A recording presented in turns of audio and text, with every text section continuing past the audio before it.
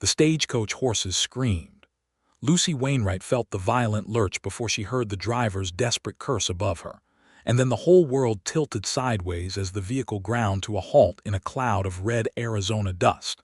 She grabbed the window frame and peered out into the blazing afternoon light of September 1882, and what she saw stopped her breath as completely as a fist to the chest.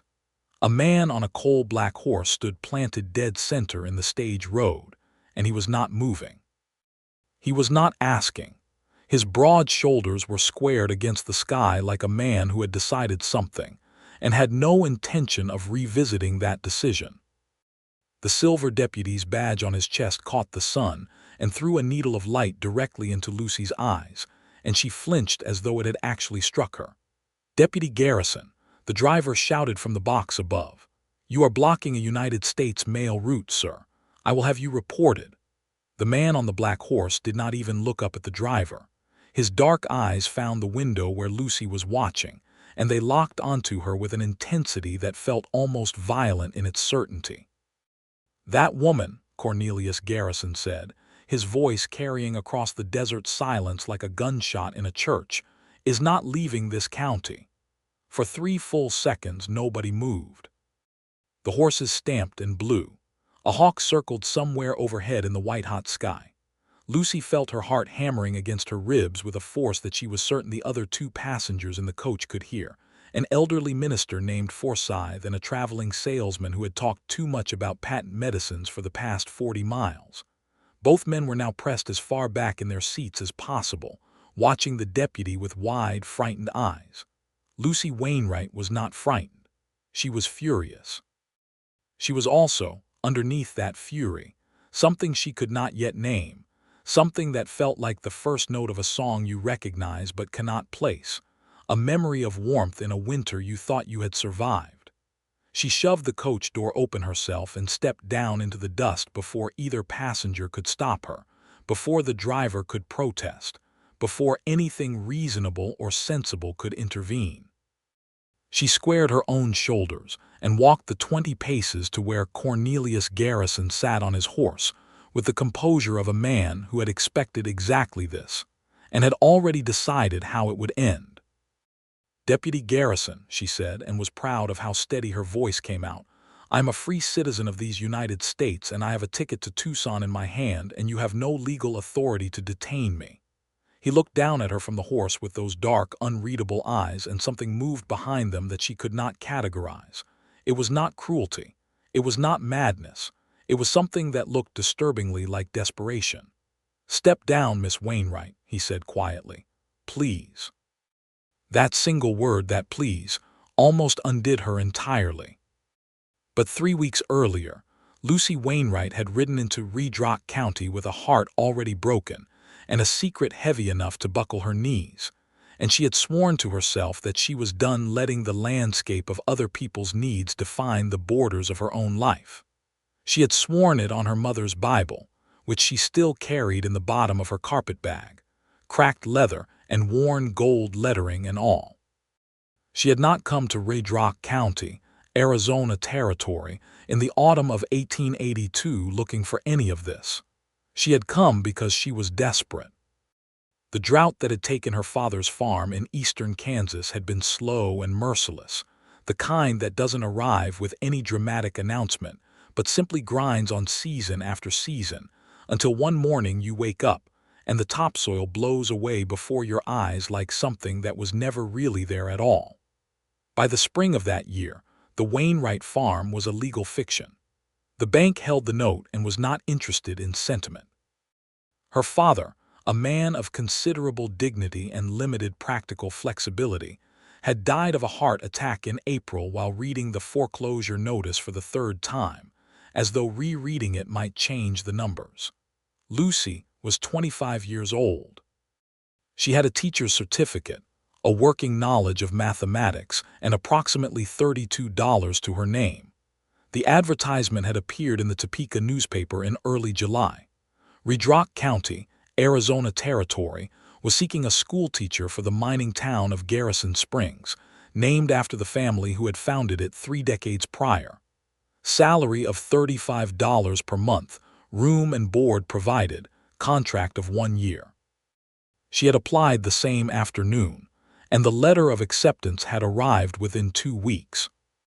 What the advertisement had not mentioned, and what she discovered only upon arriving in the county seat of Copperhead, was that the town of Garrison Springs existed primarily because of the Garrison family, and the Garrison family was currently the subject of the most explosive legal dispute the Arizona Territory had seen since the Lincoln County War 9 years prior.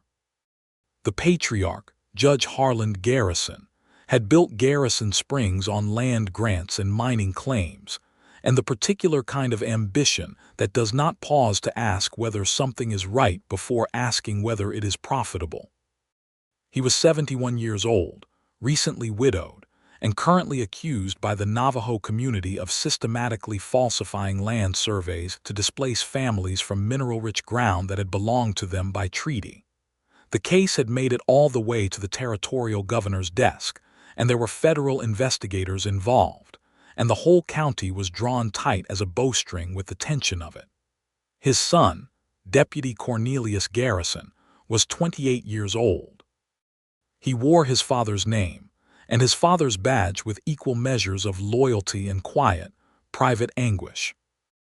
Lucy had not known any of this when she stepped off the stagecoach in Copperhead on the 2nd of September, 1882, carrying her carpetbag and her teacher's certificate and her $32 and her grief that she was still learning to carry without bending under it. She had not known Cornelius Garrison existed. She met him within the first hour. The Copperhead jailhouse doubled as the sheriff's office and served as the informal greeting point for new arrivals. As the sheriff, a pragmatic man named Aldous Briggs, who had held the position for 11 years through sheer unflappable competence, made it a point to meet everyone passing through with official business in the county. He had a deputy who handled most of the actual physical work of law enforcement in a territory where the physical work involved a great deal of riding and very little sitting, and that deputy was currently cleaning his rifle on the front porch of the jailhouse when Lucy came around the corner, dragging her carpetbag through the afternoon dust. She did not see him immediately because she was looking at a piece of paper she had pulled from her bag, the address of the boarding house where she was to stay her first night before taking the early stage to Garrison Springs the following morning. She walked directly into the porch railing, barked her shin on the lowest step, and made a sound that was not particularly dignified. "Careful," said a voice above her. She looked up.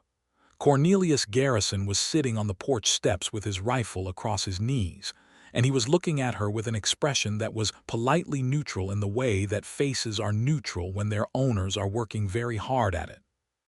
He was tall even sitting down, with dark hair worn slightly long under a battered hat, and a jaw that appeared to have been designed primarily for stubbornness. His hands on the rifle were large and steady, and his eyes were the particular dark brown that looks almost black in bright sunlight. "I see the step now," Lucy said. "Thank you. First time in Copperhead. First time in Arizona," she said, and rubbed her shin with the practiced casualness of someone pretending an injury hurt less than it did. "Looking for the boarding house," she held up the paper. "Hargrove's. 2 blocks north, left on Meridian." He nodded in the direction. "I take the right side of the street. The left side has a loose dog that has definite opinions about strangers." She looked at him for a moment, trying to decide whether he was being funny. His expression was completely serious. She decided to take him at his word. "Thank you," she said again, and picked up her bag. "You the new schoolteacher?" he asked before she had gone 3 steps. She stopped and turned back. "Word travels fast. Small county," he said, and there was something in his voice that she later thought of as the first indication, the first small crack in the careful neutrality, through which something genuine was briefly visible. "Welcome to Redrock, Miss Wainwright," she said. "Lucy Wainwright." He looked at her for a moment longer than necessary. Then he touched the brim of his hat with 2 fingers. "Deputy Garrison, Cornelius Garrison." She had gone 2 more steps before the surname landed. She stopped again. "Garrison," she repeated carefully, "as in Garrison Springs." Yes, ma'am. As in Judge Harland Garrison. A pause. The careful neutrality locked back into place like a shutter against a storm. He is my father. She stood there in the September dust with her carpetbag and her shins still aching and looked at the deputy with a feeling she could not yet name. That same feeling she would spend weeks trying to identify. And then she said simply, "I see," and walked north to Hargrove's boarding house as directed, staying to the right side of the street. The next morning, a man named Theodore Crane had met her at the stage and told her that her contract had been rescinded. He was the judge's business manager, a thin, precise man with small eyes and expensive boots, and he delivered the news with the smoothness of someone who had delivered similar news many times before and expected it to be accepted without protest. "There has been a misunderstanding in the hiring process," he told her, standing beside the stage office with his hat in his hands and his expression conveying none of the apology that his words implied. "The position has already been filled by a local candidate. We regret any inconvenience to your travel." Lucy had looked at him with the particular clarity that arrives when you have nothing left to lose. "I have a signed contract," she said, "which we will honor with 1 month's payment as compensation, $60. He produced an envelope, generous, given the circumstances. $60 was 2 months of wages and more money than she had seen in a year. She knew she should take it. She knew everything practical and sensible pointed at taking it, getting back on the stage, and finding a position somewhere else, somewhere without land disputes and family complications and a deputy whose name came with all those sharp edges attached. She took the envelope. She stepped back from the stage. And then she walked back to the boarding house and asked Mrs. Hargrove if the room was available for a longer period. She was not entirely sure why. Later she would admit, privately and only to herself, that it had something to do with the look on Cornelius Garrison's face the previous afternoon when she had repeated his surname. That flicker of something in the careful dark eyes. That nearly invisible crack in the composure that suggested there was a person inside the duty, a real, complicated, living person who was carrying something heavy, and had been carrying it so long he might not remember what it felt like to set it down. Or perhaps she simply had nowhere else to go, and the $32 had become $92 and Redrock County had a school full of children who needed teaching regardless of what some thin man with expensive boots had told her. She went to the school. It was a single-room building on the edge of Garrison Springs, which was a 30-minute ride from Copperhead on the stage road, and it was empty except for dust and 22 desks and a pot-bellied stove that had seen better decades. There was a note on the teacher's desk from a woman named Adeline Hooper, who was apparently the local candidate the Crane man had mentioned, explaining in small, apologetic handwriting that she was expecting a baby in November and had realized she could not take the position after all and was sorry for the trouble. Lucy had sat down behind that desk and looked at the empty room and thought about her father reading the foreclosure notice 3 times. She opened the windows. She swept the floor. She made a list of what she needed.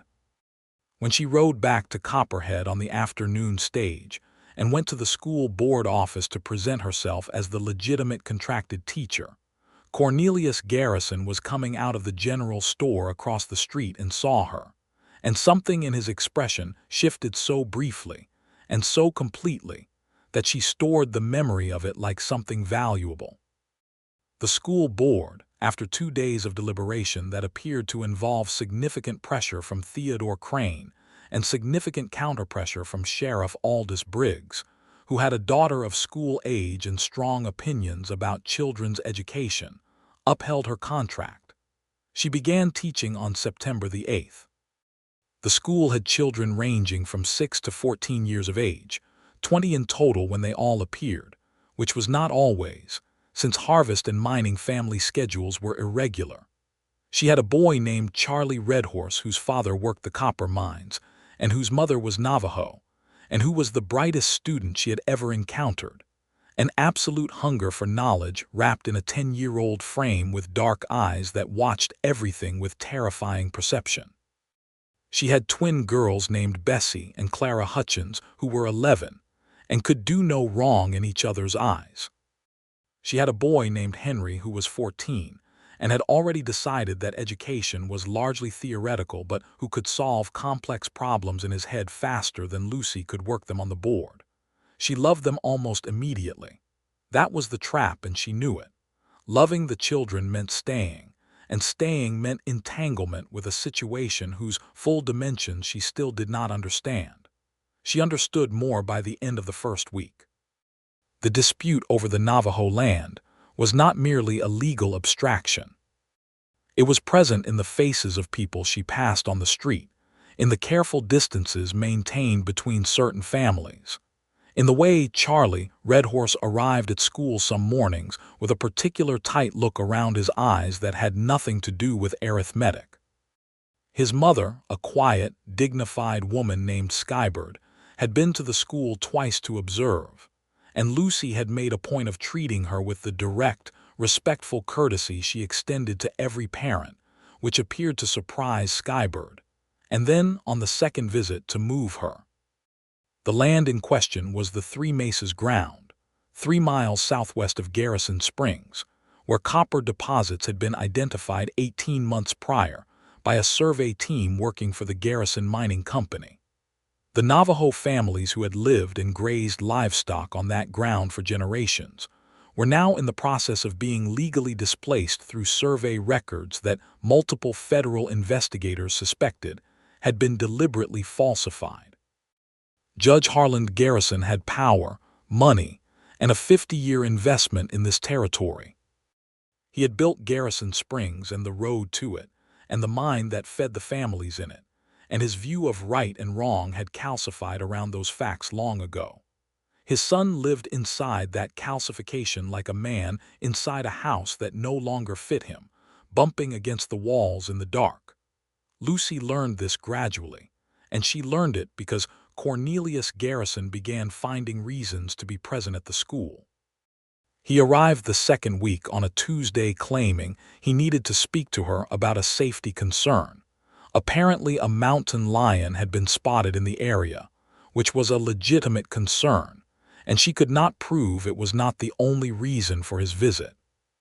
He arrived again on Thursday with a donation of firewood from the Garrison family ranch, which she could hardly refuse as September nights were cooling rapidly and the stove needed feeding. He arrived the following Tuesday again with nothing in particular to claim, and that time he simply stood in the door of the empty schoolroom after the children had gone, hat in his hands, and watched her clean the board. "How are they doing?" he asked. "The children." She rinsed the cloth in the water bucket. "They are doing well. Charlie Redhorse is exceptional. He should be receiving an advanced education." Something moved in his face at the name. "His family has been in this county longer than mine has," he said quietly. She turned and looked at him. "I know that," she said. He held her gaze for a moment and then looked at his hat. "The firewood," he said. "The supply should last a few weeks. When it runs low, I can arrange more." "That is very kind," she said carefully. "You should tell your father's business manager so he can arrange it officially, Mr. Crane." A slight tightening around his eyes. "I will handle it myself," he said. She studied him for a moment, this large, careful man with his battered hat and his heavy name and his eyes that kept saying things his mouth had apparently decided were too dangerous to say. "Why?" she asked. He looked up. "Why what? Why do you keep coming here, Deputy Garrison?" The question sat between them in the dusty afternoon light of the schoolroom, perfectly honest and slightly terrifying. He was quiet long enough that she had time to regret asking, and then he said, "I expect I am trying to figure that out myself, Miss Wainwright." She had turned back to the board to hide whatever her face was doing. After that Tuesday, she stopped pretending the visits were administrative. He came every Tuesday and Thursday reliably, with the consistency of a man who had identified a fixed point in an uncertain landscape and was navigating by it. Sometimes he brought things, firewood, once a repaired desk leg that had been wobbling, once a bag of chalk that he had apparently ridden 20 miles to the supply depot to obtain. Sometimes he brought nothing but himself, and those visits were both simpler and more complicated. They talked. About the children first, always the children, because that was safe ground and real ground. About the land carefully, the way you talk around something that is hot without yet being willing to name the heat. He told her about growing up in Garrison Springs, the way a place can be wholly yours and wholly your parents' at the same time, and how that division gets more painful as you grow older. She told him about the farm in Kansas, about her father, about the topsoil going, and watched his face as he listened with the full, attentive stillness of someone who genuinely wants to understand rather than to respond. "You lost everything," he said one Thursday evening after she had told him about the bank letter. "I had the certificate," she said, "and the $32, and my mother's Bible." She paused. "My mother died when I was 12. I expect I have been carrying her around in that book ever since." He was quiet for a moment. "My mother died last spring," he said. "April." "I know," she said softly. "I am sorry." He looked at her. "How did you know, Mrs. Hargrove mentioned it? She said your mother was the gentlest woman in the county and that the county had not been quite right since April." She held his gaze. I believed her. He had to look away then, and she could see the effort it cost him, that masculine, trained resistance to visible grief, and she wanted to say something that would make it easier, but she had learned long ago that grief does not get easier from being addressed directly. It gets easier from being witnessed. She simply stayed where she was in the same room until the moment passed. That was the Thursday of the third week. 3 days later, on a Sunday, Theodore Crane came to her boarding room at Hargrove's and sat across the small table and explained to her, in the same smooth, regretful tones he had used when rescinding her contract, that it would be in everyone's best interest if she completed her teaching and departed the county at the end of October when the first quarter of school concluded. "The community has concerns," he said, "about certain political associations." She looked at him. "I am a schoolteacher. My political associations extend to arithmetic and reading comprehension. You have been known to speak favorably about the Navajo families in this dispute," he said. "Judge Garrison considers this problematic. I have a Navajo child in my classroom," she said evenly. "I treat him as I treat every other child. If that constitutes a political association in the judge's view, then I suspect the judge's view has a problem that I am not responsible for correcting." Crane's small eyes went flat. "Be careful, Miss Wainwright. You are in a county a long way from anywhere else." She had not told Cornelius about the visit. She had told herself this was because she did not want to create trouble between him and his father over something she could manage herself. She later admitted, with the honesty she was slowly learning to apply to herself, that the real reason was that she was afraid of where it would lead. Telling him would require acknowledging what was happening between them, and what was happening between them was something she had not permitted herself to examine directly. He was the judge's son. He wore the judge's name on his badge. The land he had grown up on was almost certainly taken unjustly from people like Charlie Redhorse's family. And he was the person she most looked forward to seeing, with a consistency and an intensity that frightened her, because she had known grief and loss, and she knew exactly how much it cost to care about something in an uncertain world. The dangerous secret she was carrying was not dramatic in the way of secrets that are usually called dangerous. It was the quiet, internal kind. The secret was that she had stopped being able to imagine leaving. She had built something here in 3 weeks, a connection to 20 children who needed her, a fragile but real thread of trust with Skybird and the other Navajo parents, a boarding room that was beginning to feel like a place rather than a stop. She had built something else too, something she would not let herself name yet, in the twice-weekly evenings in the schoolroom when a large, careful, deeply troubled deputy arrived with his hat in his hands, and his eyes full of things he was learning, slowly, painfully to say. October arrived with a cold wind from the north, and a letter from Theodore Crane delivered to the school, formally notifying her that her contract would end October 31st. She read it twice. Then she put it under her lesson plan and taught the day. She told the children to work on their readers while she stepped outside for 5 minutes, and she stood in the sharp October air and looked at the horizon and thought about her father's foreclosure notice and what it meant to let someone else's paper define the borders of your life. Then she went back inside and told the class to put their readers away and take out their slates, because they were going to learn long division today, and it was more interesting than anyone had yet told them. That evening Cornelius came. He arrived later than usual near sundown, and his face had the tight, controlled look she had learned to read as meaning something had happened that he was working out how to tell her. She waited. "My father knows I have been coming here," he said. "I assumed he would find out eventually," she said carefully. "He has concerns." The word came out with a flatness that told her everything about what he thought of his father's concerns in this instance. "I received Mr. Crane's letter today," she said. "Ending my contract at the end of the month." He was very still. "On what basis?" "Political associations." She looked at him directly. "I believe the actual basis is that I treat Charlie Redhorse and his classmates as human beings of equal worth, which is evidently controversial in this county." His jaw set in a way she had come to recognize, the particular stubbornness that was both infuriating and, she was now willing to admit, deeply attractive. "He cannot simply terminate a contract without cause. He already attempted it before I started. I expect he believes he can do whatever he likes in this county." She paused. "Can he?" A long silence. Cornelius turned his hat over in his hands, a habit she had noticed he employed when thinking through something difficult. "He has always been able to," he said at last, and there was something in his voice that was not quite shame and not quite anger but had elements of both. "Cornelius," she said, and it was the first time she had used his given name, and they both noticed it, a small shift in the air between them like pressure changing before weather. He looked up at her. "You did not build this county," she said. "You did not file the false surveys. You did not displace those families.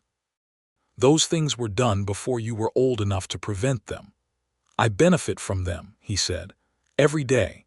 My name is on every road sign and mine shaft and deed in this county, and I benefit from all of it." "Yes," she said simply, "that is true, and you have to decide what to do with that." He looked at her for a long moment, and she could see in his eyes the particular quality of a man who has been carefully, privately wrestling with something enormous, and who has just been given permission, for the first time, to pick it up in both hands and look at it in the light. "My father's business manager told me this morning that the federal investigators have found evidence of survey fraud," he said. "Conclusive evidence. The case will go before the territorial court next month." He paused. "My father is likely to be charged." The weight of that sentence sat between them in the October light. "I am sorry," she said, because she was, not for the judge but for the man standing in front of her who was about to watch his world reorganize around a truth that had always been there but had been kept at bay by his father's will. "My father asked me to use my badge," he said slowly, "to obstruct the investigation, to intimidate witnesses." The air in the room changed entirely. She held very still. "What did you tell him?" Cornelius looked at her, and his eyes were entirely unguarded for the first time since she had known him, all the careful neutrality stripped away, and what was underneath was not weakness but something much more frightening, a man at the edge of a decision that would cost him something he could not get back. "I told him no," he said. The word landed like something solid. "I told him no," he repeated, as though saying it again made it more real. "And he told me that if I was not with him, then I was his enemy, and that enemies in this county do not fare well." A pause. "He was talking about everyone, including you," Lucy breathed out carefully. "He threatened you." "He did." Cornelius set his hat on the nearest desk with the precision of a man doing something deliberately because precision is the only kind of control available to him. "I have been his deputy for 4 years. I have upheld every law in this county faithfully, including laws that I sometimes suspected were protecting arrangements that should not have been protected.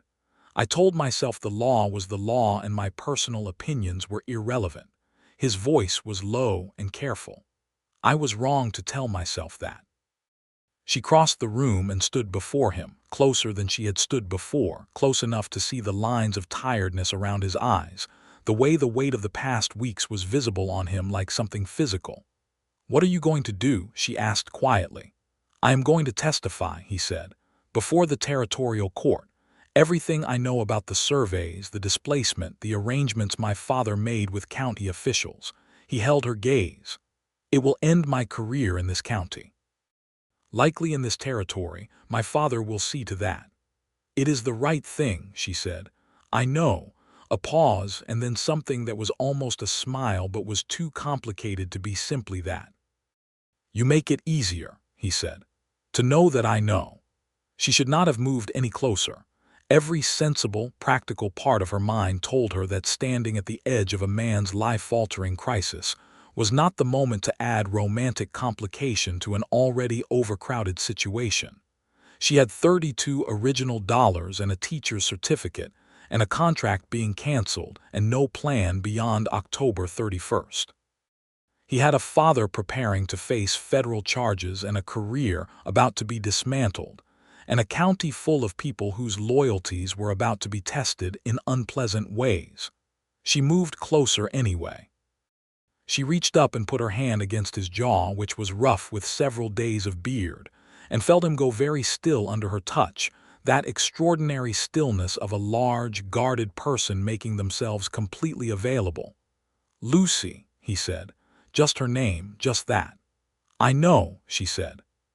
His hand came up and covered hers, large and warm and steady, and they stood like that in the October schoolroom, while the wind moved against the windows and the stove ticked, and somewhere outside a horse moved in the dark, and nothing was resolved and everything was beginning.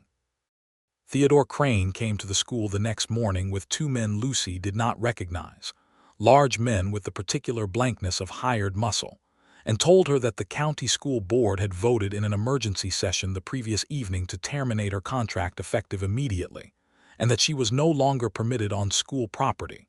She looked at the two large men and at Crane's small, flat eyes, and felt a cold, clear anger that was entirely distinct from fear. "The children," she said. "What about their education?" "The county will arrange a suitable replacement," Crane said smoothly. "A local candidate. Your presence here is no longer required, Miss Wainwright." She picked up her lesson plan book and her chalk and her copy of McGuffey's Reader, and she walked out of the schoolroom with her back straight and her heart breaking, and she did not allow either of those things to show on her face. She went back to Hargrove's. She sat on the edge of her bed. She looked at her carpetbag. An hour later, Skybird came to the boarding house. She sat across from Lucy in the small room with her hands folded and her dark eyes direct and said, in her quiet, precise English, "They came to the school." "Yes," Lucy said. "My son will stop learning. Not if I can help it." Lucy looked at her. "May I teach the children at your house until this is resolved?" Skybird was quiet for a moment. Then she said, "You would do this, even with the trouble it would bring." "The children need their teacher," Lucy said simply. "And I need my children. I have become rather attached." That afternoon, she began teaching in Skybird's home, 12 of the 20 students whose parents agreed it was safe to continue, with a flat plank of wood serving as a board and her own books as the curriculum. Charlie Redhorse sat in the front with his slate and his extraordinary attention, and for 2 hours the situation in Redrock County was irrelevant to everyone in that room.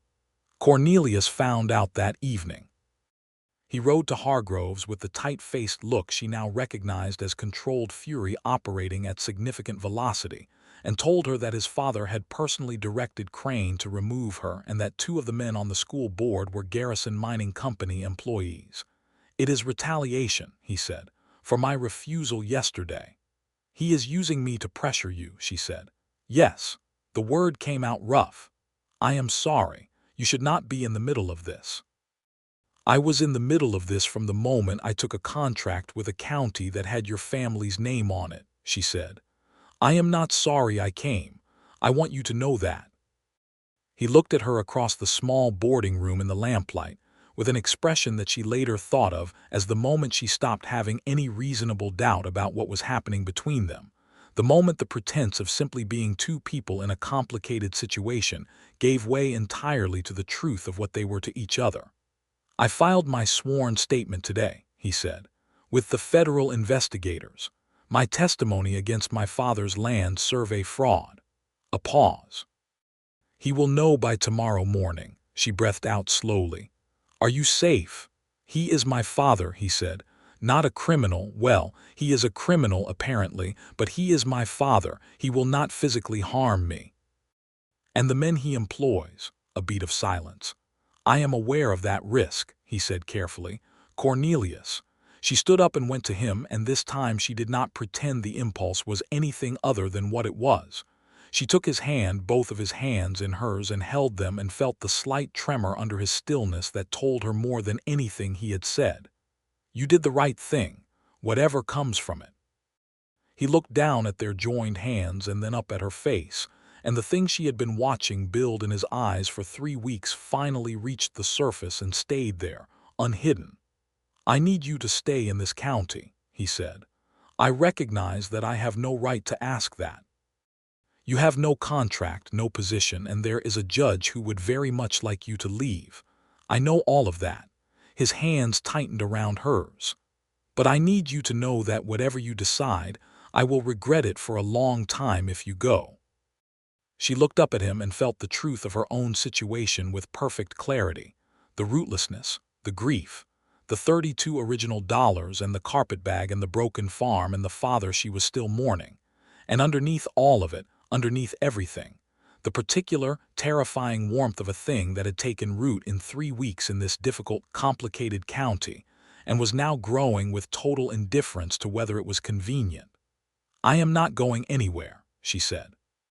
He exhaled, a long, shaking breath that carried more relief than he probably intended to show, and then without further deliberation he kissed her, carefully and thoroughly, and with the full attention of a man who does nothing in half measures, and she kissed him back in exactly the same spirit. Judge Harland Garrison arrived at the Copperhead jailhouse the following morning and relieved his son of his deputy's badge. It was legal. The judge held administrative authority over county law enforcement appointments, a structural arrangement that had served him conveniently for decades, and was itself part of the federal investigation's broader inquiry into his practices. Sheriff Briggs observed the removal with the expression of a man who has foreseen every step of a disaster and was nonetheless unable to prevent it, and told Cornelius quietly afterward that he still had a job as far as Briggs was concerned, badge or no badge. Cornelius walked out of the jailhouse without his badge and felt, to his own slight bewilderment, something that resembled relief. He went to Hargroves.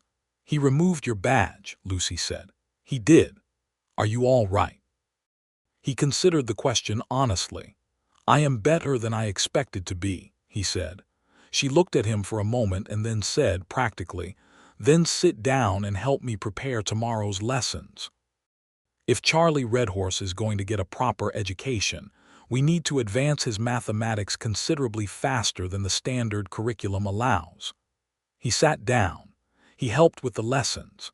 It was, he later said, the most useful he had felt in years.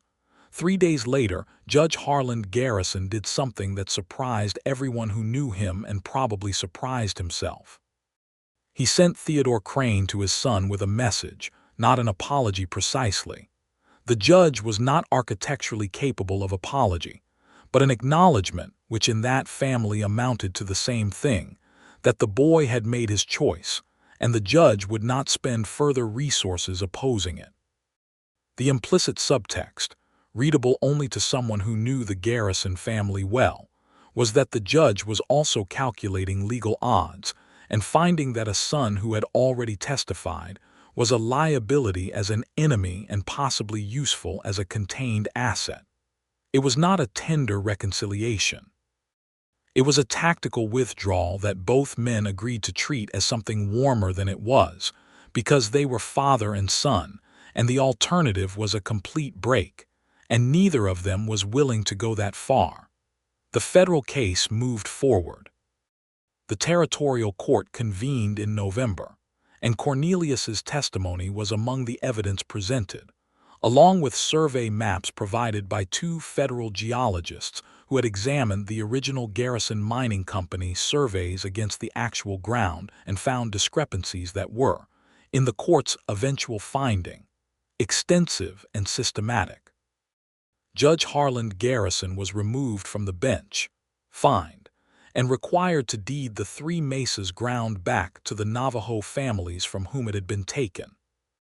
He retained his personal property and the original Garrison Springs town site, reduced in circumstances but not destroyed, which was a lighter outcome than the federal investigators had hoped for and heavier than the judge had expected.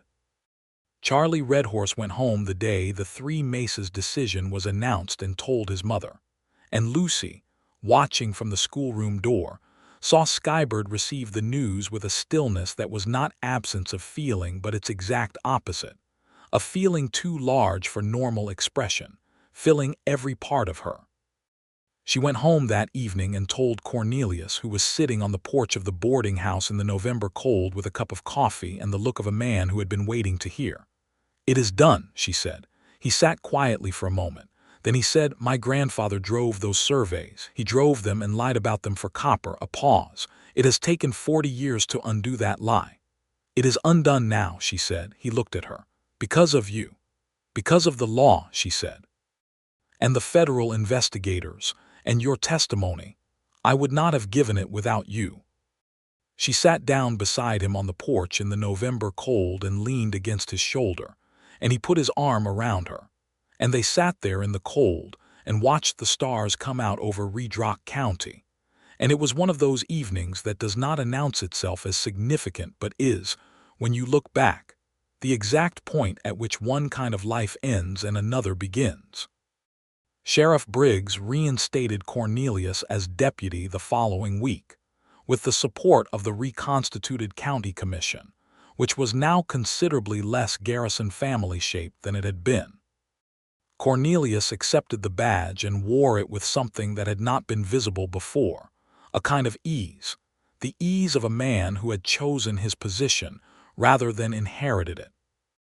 Lucy's school reopened in the first week of November, all 20 children back, including Charlie Redhorse with his extraordinary hungry attention and his growing mathematics skills that were already beyond anything Lucy's standard curriculum covered, a problem she addressed by ordering advanced texts from the university in Tucson and teaching him from them in the 20 minutes before the other children arrived.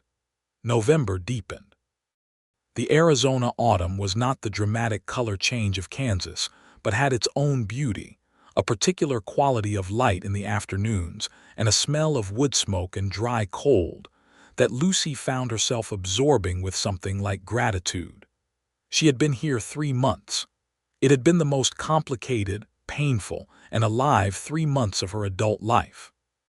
Cornelius asked her one Thursday evening, with the characteristic directness that had replaced his earlier careful neutrality, whether she planned to stay in Redrock County permanently.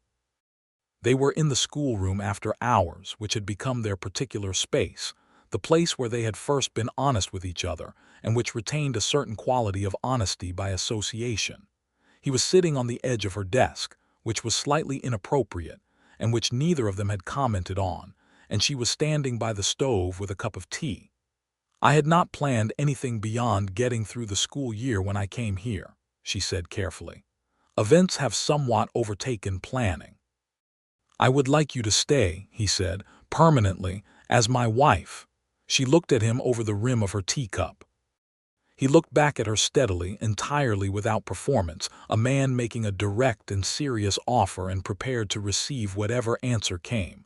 "You are asking me to marry you," she said. "I am. In a schoolroom. I had considered waiting for a more suitable location." A slight pause. "I found I was not able to wait." She set down her tea. She crossed the room and stood before him, and he took her hands in his, and she looked at his face, this difficult, careful, honest man with his father's name and his own heart, who had chosen the right thing when the cost was high, who had come twice a week to her schoolroom with firewood and chalk and an invisible desperate need to be in the same room as her, who had called her back from the stage road with 3 words that she had thought at the time were authoritarian and which she now understood were simply the most direct way his heart knew to speak. "Yes," she said, "I will marry you, Cornelius Garrison." He exhaled the same shaking breath of relief she had heard the night of his testimony, and she understood that for him, this was the larger risk, this the thing he had been most afraid of, not the testimony or the badge or his father, but this, and she loved him very much for it. They were married in December of 1882 in the small Copperhead church by the minister Forsyth, who had been on the stage the day of the road confrontation, and who presided over the ceremony with a beaming warmth that suggested he found it personally gratifying to have been present at the beginning. Sheriff Briggs attended with his daughter, who was one of Lucy's students and who took the occasion very seriously. Skybird attended with Charlie and her husband, who worked the copper mines and who had a broad, quiet smile and a handshake for Cornelius that said several things at once. Mrs. Hargrove attended and wept productively. 20 children attended because Lucy had invited them, and their parents and several parents had attended too, the Hutchins twins sitting in the front row with the proprietary satisfaction of people who feel personally responsible for someone else's happiness. The judge sent a letter. It was 3 sentences, not warm but not hostile, acknowledging the marriage and wishing them well in the formal language of a man who has retreated to the border of his own capability for connection and is extending as far as he can across it. Cornelius read it twice and put it in his coat pocket and did not speak of it, and Lucy did not ask him to. They moved into a house on the edge of Garrison Springs, a solid adobe structure with a wood-framed porch and 2 cottonwood trees in the yard that had been standing since before the town existed, and Lucy spent the first week arranging her mother's Bible on the mantelpiece next to Cornelius's grandfather's compass, which he had never used but kept, a complicated inheritance that neither of them could simply discard, but which no longer needed to define them. The spring of 1883 brought several changes at once. The county commissioned a second schoolroom to be added to the school building, and Lucy was given a teaching assistant, a young woman named Rosa Delgado who had grown up in the area and was studying for her own teaching certificate, and who turned out to be both competent and genuinely kind in ways that made Lucy like her immediately and thoroughly. The federal case concluded its last remaining appeals. The 3 Mesas families began the process of formal return to their land. It was not uncomplicated. The legal mechanisms were slow, and the practical arrangements required enormous patience from everyone involved. But it was happening, and Lucy watched Charlie Redhorse arrive at school each day with a lightness that had not been there in the fall, and thought that whatever she had risked in staying had been worth every difficult moment. Cornelius was promoted to Chief Deputy of Redrock County, with a salary increase and a formal letter of appointment from the newly constituted county commission. He came home with the letter and showed it to Lucy, and she put her arms around him and felt him finally, relax in a way that suggested the last of the load he had been carrying. The inherited guilt and the divided loyalty and the career built on his father's troubled foundation was beginning to distribute itself more evenly across a life that was now actually his own. Judge Harland Garrison, stripped of his judgeship but not his private wealth, retired to the Maine ranch house with his foreman and 2 horses and began, in his late 70s, a process of retrenchment that looked, from the outside, like stubbornness, but which Cornelius recognized, in a visit he made alone in April, as something more like grief, the grief of a man confronting the full account of his life's work and finding the ledger does not balance the way he had believed. He was still Cornelius's father. He was still wrong about most of what he had done. Both of these things were true at the same time, and Cornelius was learning to hold both of them, which Lucy thought was one of the bravest things she had watched a person do, the refusal of the easier positions, the refusal to simply cut the connection or simply excuse the harm, the insistence on maintaining both the love and the judgment in the same heart. Charlie Redhorse, by the summer of 1883, had exhausted the university texts that Lucy had ordered and was corresponding, through letters that Lucy helped him compose, with a professor of mathematics at the University of Arizona who had expressed serious interest in his abilities. The professor's name was Carver, and his letters back to Charlie were long and engaged and full of problems that Charlie worked through in the margins of his school papers. Lucy told Cornelius about this one evening over supper, the particular domestic intimacy of the small kitchen in the adobe house, the smell of wood-fired beans and the sound of the wind in the cottonwoods outside, and he listened with the full attention she had grown to love in him, the way he always made what she was saying feel like the most important thing in the room. "He will leave the county," Cornelius said thoughtfully. "Go to the university. He will be extraordinary." "I know," she said. "That is a success." "Yes," he looked at her.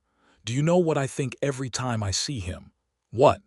"That you are the reason he is going to have a different life than the one this county had prepared for him." A pause. "I think that about a great many things, actually." She looked at him across the small kitchen table in the warm lamplight and felt something that was not the desperate, frightened warmth of those early weeks, but something deeper and quieter, the settled, enduring warmth of a thing that has had time to take root properly. "I think the same of you," she said. In September of 1883, exactly 1 year after she had arrived in Redrock County with her carpetbag and her grief and her $32, Lucy Garrison discovered she was expecting a child. She told Cornelius on a Thursday evening, because Thursdays had retained their particular significance for both of them. The original day he had first admitted he did not know why he kept coming to the schoolroom. She told him in the schoolroom because that too felt right, the place where they had first been honest with each other. He was very still for a moment, the way he went still when something was too large for his immediate processing, and then his face changed entirely, all at once, in a way she had only seen twice before, when he had said yes about the testimony, and when she had said yes to his proposal, a falling away of every guard and every habit of control to reveal something purely and vulnerably joyful. He crossed the room and picked her up carefully but completely and held her, and she felt his breath shake slightly against her hair, and she pressed her face against his shoulder and allowed herself to be entirely happy without qualification or caution, for the first time in as long as she could remember. "A boy," he said, "or a girl, either way." "Either way," she agreed. He set her down and held her face in his hands and looked at her with those dark eyes that had once been so carefully unreadable and were now, with her, so completely open. "Are you well? Are you frightened?" "I am well," she said. "I am not frightened, not of this." She smiled at him. "I have survived considerably more frightening things than having your child." He laughed, a real, full laugh that she had been drawing out of him more frequently with each passing month, and kissed her in the October schoolroom in the evening light, and it was entirely different from the first time and entirely the same.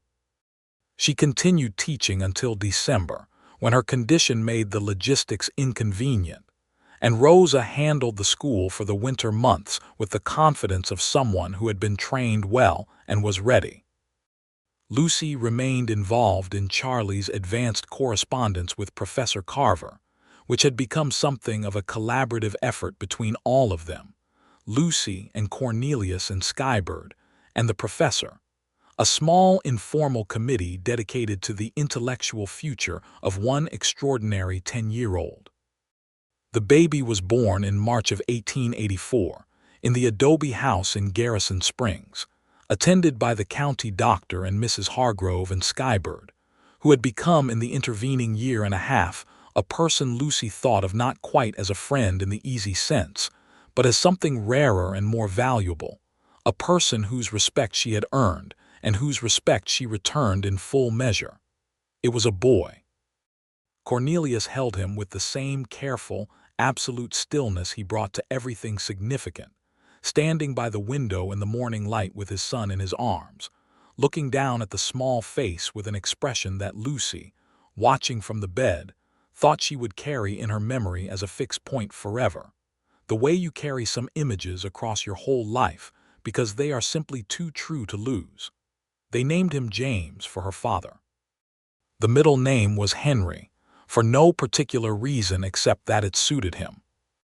James Garrison grew up in the adobe house under the cottonwood trees, and his earliest memories involved chalk dust and the smell of books and his father's voice reading to him by lamplight and his mother's steady presence at the kitchen table going over lesson plans with Rosa, who continued as a school colleague and became one of Lucy's most enduring friendships in the county. Mrs. Hargrove, asked at the baptism what she thought of the new arrival, said that she had always known Redrock County was going to be changed by Lucy Wainwright, and she was gratified to have lived to see it, which made Lucy laugh and cry almost simultaneously, and which Cornelius said afterward was the most accurate thing anyone had said about the last 2 years. In the summer of 1884, a reporter from the Arizona Weekly Gazette came to Redrock County to write about the Garrison land case and its aftermath, as the case had attracted attention throughout the territory as a significant instance of federal treaty enforcement. He interviewed Cornelius and Sheriff Briggs and 2 of the Navajo families from the Three Mesas ground. He asked Lucy for a comment on her role in the events, and she said that she was a schoolteacher and her role had been to teach children, which was true and incomplete, and she left it at that. The article was published in August and characterized the Three Mesas case as a landmark in territorial justice, and mentioned Cornelius's testimony in terms that were generous and accurate, and mentioned Lucy as the schoolteacher whose insistence on remaining in the county despite pressure had served as, in the reporter's phrase, a point of moral clarity in a situation that had been obscured by competing interests for too long.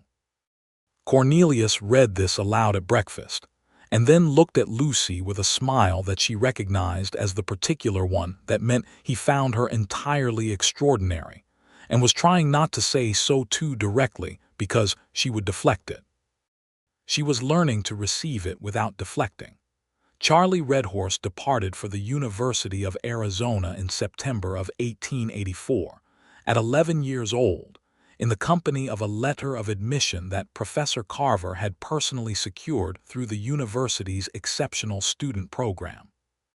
Skybird stood in front of the school on his last day of attendance and held him for a long moment without speaking, and then released him with the deliberate grace of a woman who has known both loss and the particular grief of letting someone go toward something good. Lucy hugged him fiercely. He bore this with 11-year-old dignity and then said, in a voice that was slightly unsteady but holding, "You said I would go somewhere. From the first week. I knew it from your division exercises," she said. He laughed, which was what she had intended, and then squared his thin shoulders and went to the wagon that was taking him to the Copperhead stage, and Lucy watched him go with a fullness in her chest that was grief and pride so thoroughly mixed that separating them was not possible, and was not, she thought, the point. The autumn of 1884 settled over Redrock County with the particular quality of something newly at peace. Not perfectly resolved. Nothing in the real world resolves perfectly. The Navajo families were still engaged in the slow, difficult work of reestablishing on the Three Mesas ground, and the county politics were still complicated, and Judge Harland Garrison was still the judge to most people in Garrison Springs even without the title, a mountain of old authority that does not quickly erode. But the worst of the poison was out of the wound. That is the best that justice usually manages, not the reversal of harm but the stopping of it, and sometimes, if the work has been done honestly, the beginning of something better. Lucy went back to the school full-time in September, and the student body had grown to 28, several families having moved to the county from further east attracted by the accounts of the school's reputation.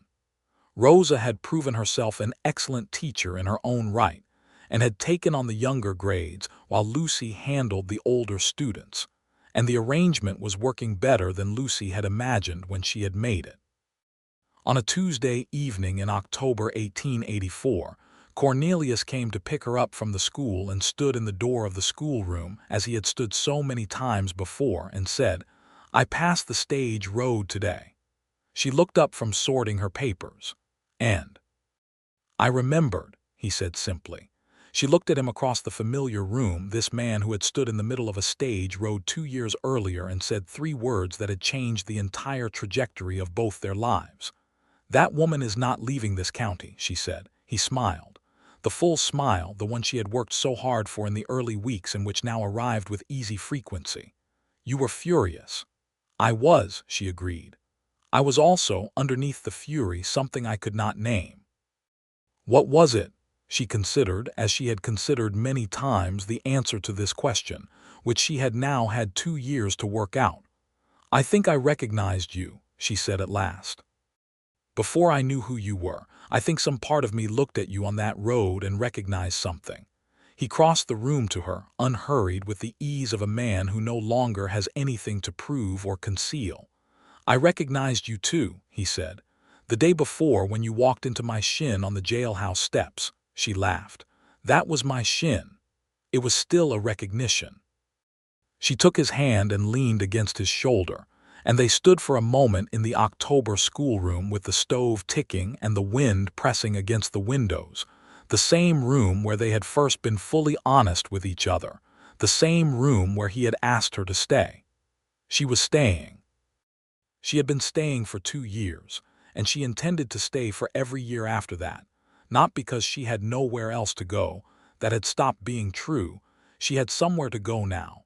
She was home, which was the particular kind of staying that is not endurance but desire. James was 18 months old and had recently discovered that throwing things was interesting, which was keeping them both alert. She had realized 3 weeks ago, expecting again, and had not yet told Cornelius, and would do so tonight on a Thursday in this room, because some arrangements should be maintained by tradition. "I have something to tell you," she said. He looked down at her, and in his eyes was the steady, open attentiveness that she had loved in him almost from the beginning and which still, reliably, moved her. She told him. He went still in the way she expected, and then his face changed in the way she expected, and he put his arms around her in the warm, enclosing way that said everything he was too full to articulate, and she put her face against his chest, and felt the strong, steady rhythm of his heart and the absolute solidity of being held by someone who had chosen you fully, in full knowledge of everything you were, and had no intention of choosing otherwise. "Another boy," he said, hoping. "You said either way," she reminded him. "I said that, yes." A pause. "I maintain it, but also either way another boy would be welcome." She laughed against his chest. "We will see what arrives." What arrived in the spring of 1885 was a daughter, which struck Cornelius as somehow appropriate given that the women in his life had consistently surprised him, and he had learned to receive this with gratitude rather than resistance. They named her Clara, after the Hutchins girl, which delighted the original Clara Hutchins enormously when she found out, and her middle name was Skybird, which was not a conventional name for the daughter of a deputy in Garrison Springs, but which was the right name for this child in this place, a name that was a small record of everything that had happened to bring them here. Clara Garrison grew up knowing exactly what the name meant. Lucy made sure of that. The summer of 1885 brought a letter from Charlie Redhorse, written on university paper in his precise, already distinctive handwriting, reporting that he had been invited to present a mathematical paper at a territorial academic conference, and that Professor Carver had called it groundbreaking, which Charlie reported with the careful understatement of someone who has learned to hold good fortune quietly, because fortune is not always reliable. A lesson learned young and not to be easily unlearned. Lucy read this aloud at supper to Cornelius and James and Clara in her cradle, and Cornelius said, quietly, that he would like to see that conference, and Lucy said she thought they all should go, and James, who was learning to manage a spoon with variable success, appeared to endorse this position. In September of 1885, 3 years after Lucy Wainwright had arrived in Redrock County with her carpetbag and her grief and her $32, she stood on the porch of the adobe house under the cottonwood trees in the early morning, holding Clara, watching Cornelius saddle his horse in the yard below, James toddling after him in the dust with the single-minded devotion of a small boy for his father. And she looked at the shape of the familiar hills against the morning sky, and at the warm light on the adobe walls, and at her husband's broad shoulders and his easy movements, and the way he lifted James onto the saddle for a brief ceremonial ride around the yard, which was a morning ritual that James would have protested the absence of with great conviction. She thought about the stage road. She thought about 3 words said by a man with a deputy's badge and a desperate heart, and a conscience that was stronger than his training. She thought about the schoolroom and the chalk and Charlie Redhorse's hungry attention, and Skybird's dignity and her father's foreclosure notice and her mother's Bible, which was still on the mantelpiece, still cracked and gold-lettered, now alongside James's first drawing, which was of a horse that looked primarily like a disaster, and Clara's birth announcement, and Cornelius's formal chief deputy appointment letter, and 2 dried cottonwood leaves from the year they had first sat on the porch together. She thought about the specific quality of being home, not the home you are born into, which is simply the accident of arrival, but the home you make by choosing it repeatedly, every day, out of everything you are and everything you have survived, choosing this particular ground, this particular life, these particular people.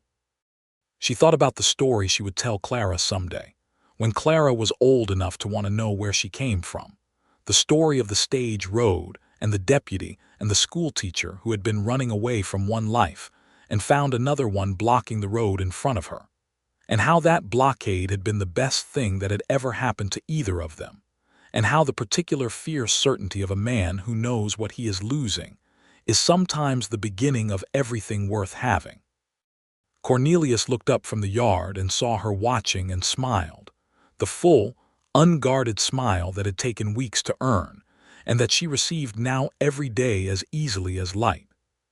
She smiled back, holding Clara in the morning sun, while James held his father's hand in the dust below, and the cottonwood leaves turned in the October air, golden and certain, over the house that was theirs, in the county that was theirs, in the life they had built from a blocked road and a desperate choice, and the extraordinary, ordinary miracle of 2 people who had recognized each other before they had any right to.